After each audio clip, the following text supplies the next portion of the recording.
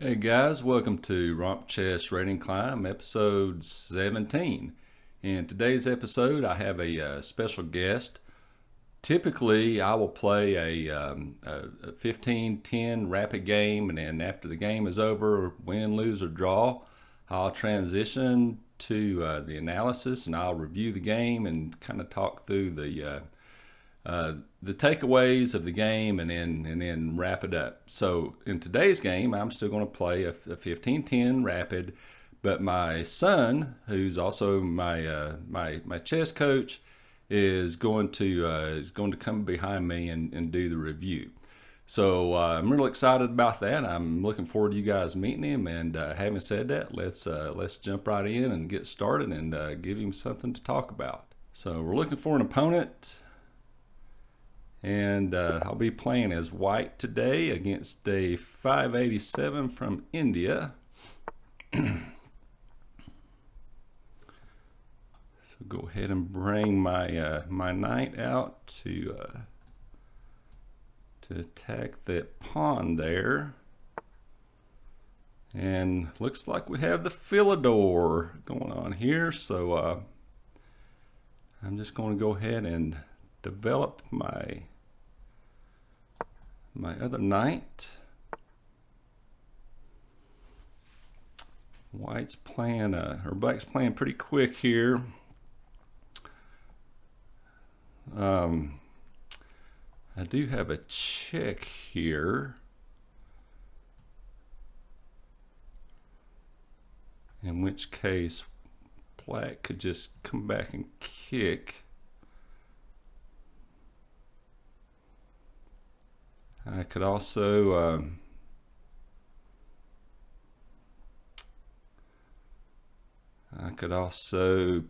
push this pawn here and open up this diagonal for this bishop. This square is protected by the knight, protected by the queen. It's attacked twice. So let's go ahead and push here. Let's see what black decides to do. So they do take. If I move the knight to here,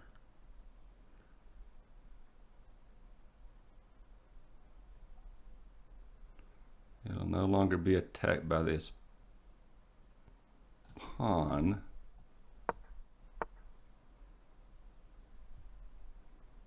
So black attacks with this developing move. Let's go ahead and bring this bishop out to support this knight. I can be thinking about castling here on the short side. It seems like the most natural move.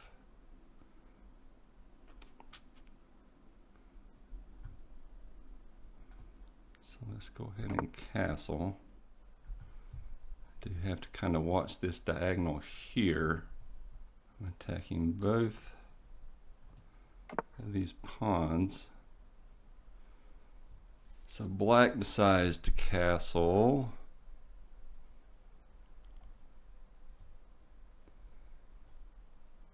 Let's bring this bishop out.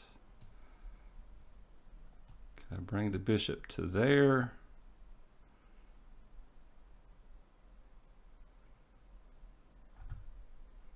Or to here?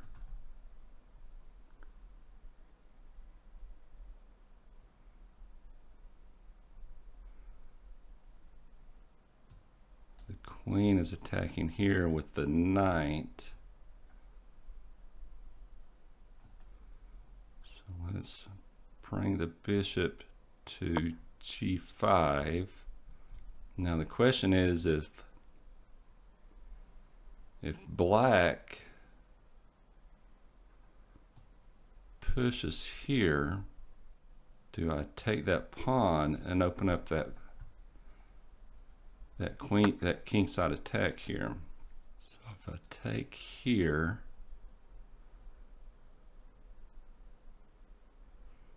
queen's going to develop.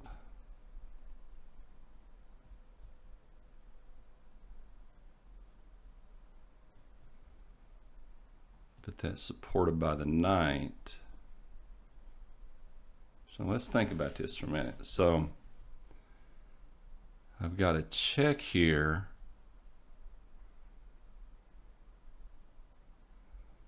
Queen can't take because of this knight, or this bishop.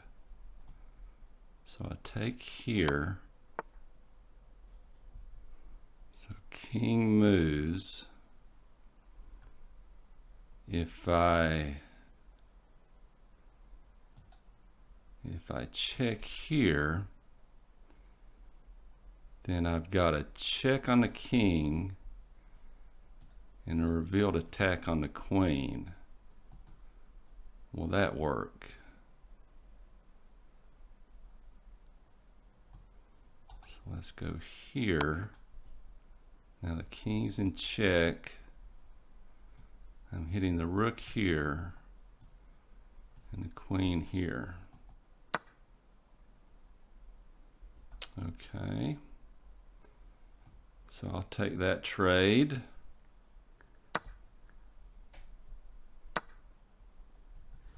All right. So I've got the king. I've got the king over in the corner, supported by the rook. How do I want to continue developing this? If I relocate my queen here, I'm kicking this knight, and my rooks will be connected. Where can the knight go? This square is covered by my knight. So yeah, let's put the queen here. Okay. Now this pawn is hanging.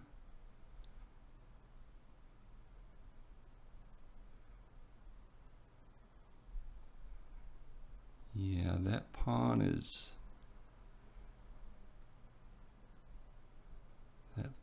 hanging. And if I were to relocate the knight to there, depending on what black does, I would have the threat of this fork. Okay. Attacking my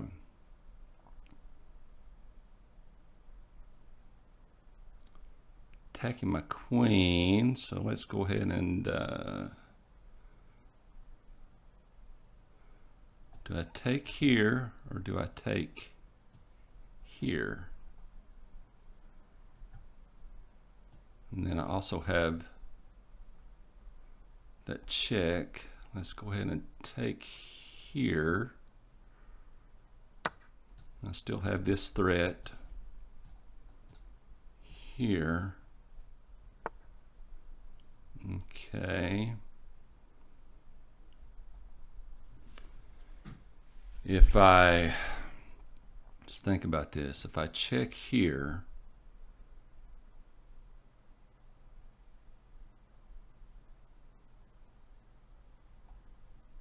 king has to move to here.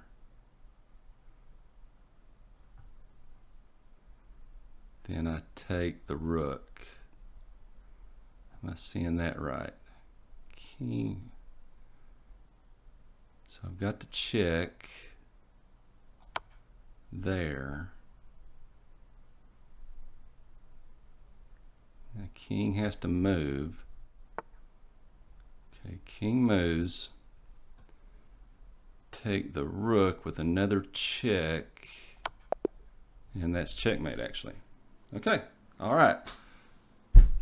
So not a whole lot to review there, but let's go ahead and transition out of here. Okay, guys, if you couldn't tell by the resemblance, this is my son, my chess coach, and he's going to review the game with me, and luckily I've got a win that we can review. But he's very analytical in his approach, and I'm really looking forward to this. So let's get started with the review, Logan. Yeah, let's do it. Okay. So, you obviously won this game, but let's see how you got there. Okay, let's. Oh boy. Let's look at that graph. Something happened right here. Okay, we'll scroll down. I want to see what the accuracy rating is. So the game rating. So so I've got a game rating of 1150, and my accuracy is 78.5. I would love to have my accuracy up over 80. I do know I made a couple blunders there, but I was able to pull it out regardless. So, yeah, well, it looks like on the graph. Well, first of all, I think this might be your first brilliant move. Oh, I had a brilliant move. Apparently. So we'll see where that was, but so it looked like it was a relatively even game until you made one mistake. Yeah. That your opponent failed to punish you for, and then they counter blundered really bad. Yeah. And then you were able to maintain your advantage throughout the entire thing. Yeah. Well, let's go ahead and get it started. All right. Okay, so we got E4. Yeah, opening with E4. Yeah, let's just kind of go through the book moves. Okay, so they start with the Philidor. There's the Philidor. Okay. Okay, that's a little bit unconventional. That kind of took me by surprise too, and I didn't really know the best way to respond there. Yeah. And I don't like the way I responded. But you go ahead and forward, and you'll see how. Yeah. So creating this backward pawn here, that's not necessarily a bad thing, but you're not typically going to see that, right? Right. Especially at this level. Okay. Yeah. Do you know why that's an inaccuracy? No, I don't. But I'll tell you what my thought process was. So my thought process was to try to break open the center, and the D pawn is attacked twice and supported twice, but it's attacked by pawns and it's supported by a queen and a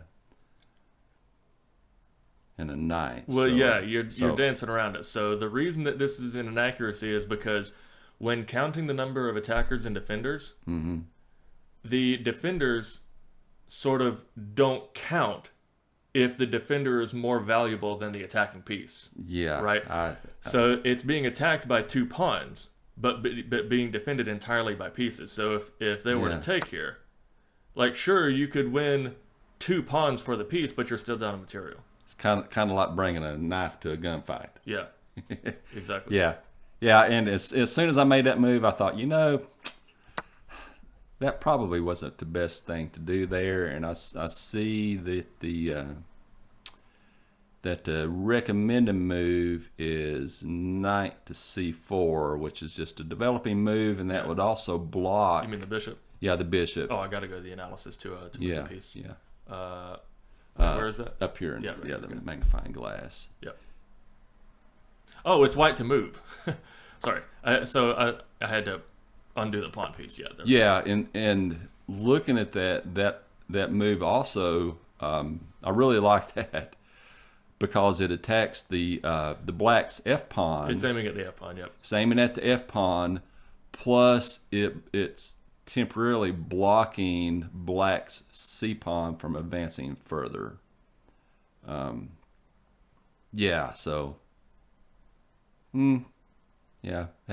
Have to do it over again. That's what I would play. Okay, so let's move on. Okay, so did they take the pawn? Yep, Yeah, they did. So you got to move your knight. They took. Now I got to move the knight.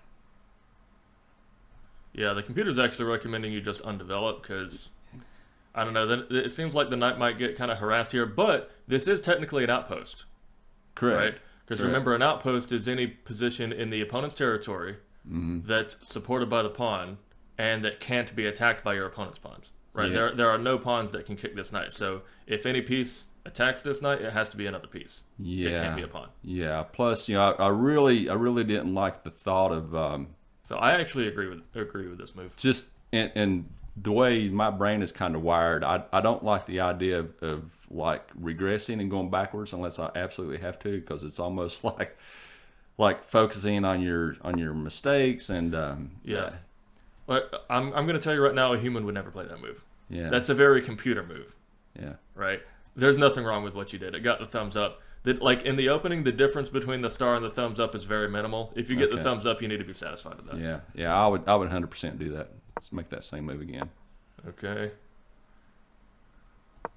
Okay. I like the fact that you developed a piece instead of initiating the trade yourself. This is called keeping the tension, where you could trade but you choose not to. That's good. Yep.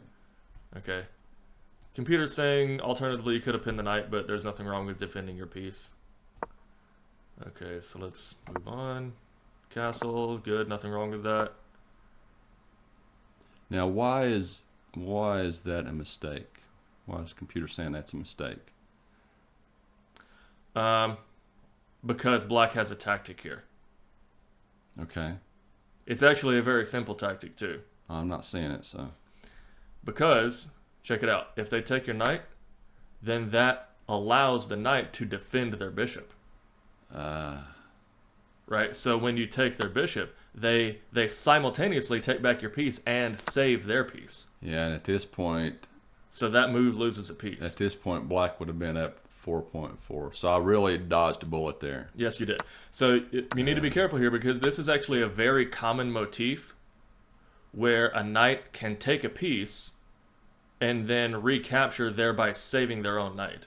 You need to be aware of that tactic when that happens. That comes up a lot. Yeah, that's a good cut. And even here, black is winning 3.5 on the evaluation bar. Yeah, now let's see. I know that's why this bishop move was a mistake. But if I weren't here, let's just make sure that you would have been able to spot this using the analysis. So let's go to the analysis. Let's see. Do you have the recommended moves turned on? Yeah, that's the. Well, I know here, but I'm saying the arrows. I guess not. Whatever. But you can hit the wheel there and turn them on. Interface. Yeah, suggesting errors. There we go. Just makes it easy to visualize. Yeah. So you see how here the computer is recommending that the knight takes, and then no matter what you take with, you're losing a piece. If you take the knight here, then your bishop is left hanging, right? In which case you're just down a piece, because even if you take here, it was only defended once and attacked twice. Yeah. And then, so if you take the knight, you're down a piece, or if you take their bishop, you're still down a piece because it allows them to save their knight. Either way, that's a losing position for me. Yeah. But your opponent didn't recognize that. Okay. So let's go back to the review, and then they blundered here. What did they do? Okay. Yeah. They thought this was a free pawn, not realizing that the bishop was attacked twice. Yeah. Or not realizing that the knight was pinned to the bishop, rather. Yeah. But I saw it. Yeah. Well, that's good, because you're essentially trading a piece for a pawn here. And then, from here, I'm guessing since you're up a piece, the rest of the game is pretty academic. Okay, so let's see where your brilliant move was. It's actually the next move here. Yeah, nice. Yeah. Yeah. Now, I personally, honestly think that that the review is being a little bit generous calling this move brilliant, because, like, at a higher rating, this would be a pretty obvious tactic because you're checking the king and revealing an attack on the queen, right? Sure. So the reason that it's calling it a brilliant move is because you're technically sacrificing a piece, but you're not really because you're winning the queen. Yeah, you're trading a knight for a queen, which is A knight and a bishop for a a queen. knight and a bishop. Yeah. But you're already up a piece anyway. So at the end of the entire exchange, you're up a queen for a piece. Right. Right. Right. So they basically have no choice but to take the knight because they're in check. And I think that's my first brilliant move on the channel in the game. So Good, yeah. Well, that's definitely an accomplishment. Good So for now you're just up a queen for a piece. So, you should be able to convert this pretty easily. yeah, and here my idea is just to not blunder anything else and just keep my foot on the gas pedal. Mm-hmm.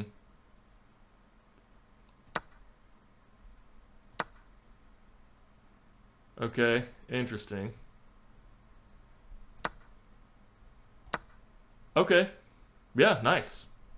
So that's actually the best move here. When he kicked your bishop, Uh-huh. I just instinctively thought you were going to move your bishop, Uh-huh. but you found a nice tactic here. And don't get me wrong, moving the bishop either to here or here, neither of those would have been bad, Mm-hmm. right? But do you know why taking this pawn is actually the best move? Yeah, because I've got I'm threatening a fork of the Yeah, of the king. yeah, it's a counterattack. Yeah, and I talked through that in the game. So in the game, you recognized the counterattack. Yeah, they can tell you. I have witnesses. Who's they? What do you mean? The people. Oh, yeah. The people. The people watching heard you talk about it. Yeah. Okay, yeah, good. Yeah. Well, that's a really good find. Testify, people. That's a really good Back me find. up on this. That's a really good find. And not only that, you're threatening to fork their king and rook, and after they move their king and you take their rook, it'll be I was about to say it would be a discovered check, but never mind because that bishop's blocked. But even still, you're threatening to win more material, so that they essentially don't have time to take your bishop. Right. Yeah. Right. And I did recognize that. Yeah. Okay. Now, you also have to be really careful because if I had played this in a real game, I would have very strongly considered the ramifications of taking that pawn and having them take my bishop in response. Because what happens, if you take their pawn, they take your bishop, now guess what? Your queen is hit. Yeah. Right? So I would have had to very thoroughly calculate what would happen if I continued the line. Right. Right? I mean, at the end of the day, it's not a problem because after you check and they move their king, you can still take the pawn before you take their rook. Yeah. You see what I mean? Yeah, I do. So that actually did turn out to be the best move. Okay. Okay, so you counterattack, very nice. And then... Oh wait, I'm not actually in your game right now. Let's see. Okay, and they did take your bishop, Mm-hmm. right? So talk me through this move. Okay, so I actually considered taking moving the knight to f7 with the check.